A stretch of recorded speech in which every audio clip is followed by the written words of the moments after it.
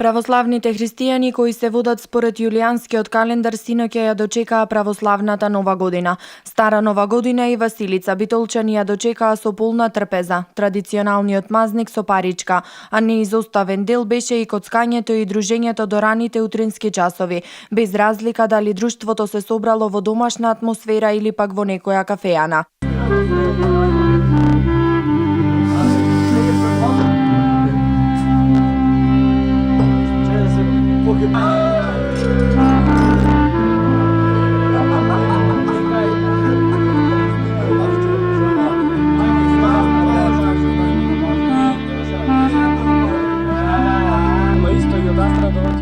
Традиционално веќе 20 години со старото друштво и со добра музика.